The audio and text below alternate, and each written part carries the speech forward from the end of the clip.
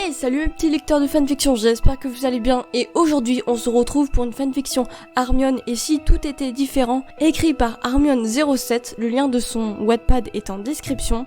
Alors c'est une fanfiction avec plusieurs chapitres, donc il y aura plusieurs parties sur cette chaîne. Alors juste pour cette fois c'est moi qui va la lire, mais pour le reste ça sera Kev.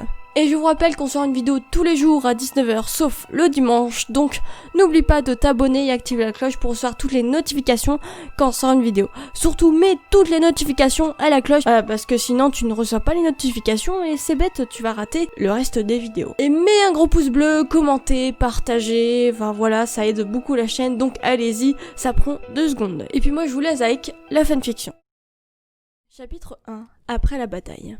Hermione se réveille doucement et descendue prendre le petit déjeuner encore tout endormie. Elle y trouva toute la famille Weasley déjà réveillée. Le terrier était devenu sa famille depuis que ses parents moldus avaient reçu le sortilège d'amnésie. Elle eut un pincement au cœur en repensant à tout ça. Le sortilège était malheureusement irréversible. En regardant de plus près la table où était posé le petit déjeuner, elle fut étonnée de voir George debout. George Weasley se levait avant elle. Depuis la mort de son frère jumeau, il est devenu un vrai fantôme, ne descendant manger qu'après tout le monde. Mais sa mine n'avait pas changé, il avait toujours l'air très malheureux. Il avait fermé sa boutique de force et attrape cette semaine pour rendre visite à ses parents. Hermione fut tout d'abord étonnée de savoir qu'il n'avait pas fermé la boutique définitivement, mais Ginny lui expliqua que c'était une façon pour lui de rendre hommage à Fred. Elle prit place entre Ginny et Ron, et ils se lancèrent tous les trois dans une discussion animée. Soudain, Hermione se rappela de ce qu'il a chiffonné tout à l'heure, et posa sa question à Ron et Ginny. Maman ne voulait pas que George reste enfermé dans sa chambre, surtout que Harry arrive aujourd'hui, chuchota Ron. C'est vrai, Harry va venir aujourd'hui ? Mais pourquoi personne ne m'a prévenu ? S'exclama Hermione. Oh, dit Ron un peu gêné, ça a dû me sortir de la tête. Tu m'avais dit que tu l'avais prévenu, intervint Ginny. Ron, ne me dis pas que tu es encore jaloux de lui. Je ne suis pas jaloux d'Harry, c'est juste que... je sais pas, il est à Serpentard quand même, et je suis sûre que maintenant qu'on en a fini avec Voldemort, il ne nous adressera même plus la parole. Comment oses-tu dire ça ? S'exclama sa mère qui avait tout entendu. En fait, toute la famille avait entendu vu qu'ils avaient parlé à très haute voix. Enfin, Ron, ce n'est pas parce qu'il est à Serpentard que c'est un mauvais garçon. Je croyais qu'on avait déjà eu cette discussion. Et je te rappelle, dit Hermione, toujours sous le choc de l'attitude de Ron, qu'il a toujours été gentil et aimable avec toi, mais que c'est toi qui le méprisais. Je croyais que vous étiez devenus amis, meilleurs amis même. Oui, bon, c'est vrai qu'il est sympa, avoue Ron. Mais même si on est devenus amis, je ne peux pas m'empêcher de penser qu'il nous abandonnera maintenant. Enfin Ron, fit Ginny exaspérée, il vient chez nous pour le reste des vacances. Ses parents sont morts, son parrain est mort et d'autres personnes auxquelles Harry tenait sont mortes. Et maintenant il est obligé d'habiter chez des moldus qui sont en l'occurrence sa tante et son oncle qui le maltraitent. Tu crois vraiment qu'il ne nous est pas reconnaissant de l'accueillir chez nous ? S'il n'était pas, explosa Ron, Fred ne serait pas mort. Au nom de son frère, George versa quelques larmes mais resta tout de même. S'il n'était pas né, explosa Ginny à son tour, Voldemort ne serait pas mort. Ron se tut et se sentit un peu bête. Sa sœur avait raison, Harry n'y était pour rien dans la mort de Fred. Mais ne voulant pas rester et montrer sa stupidité davantage, il transplana dans sa chambre. Les Weasley et Hermione étaient choqués de la façon dont Ron avait réagi. Mais ils virent que Ron avait compris et décidèrent de continuer leur petit déjeuner.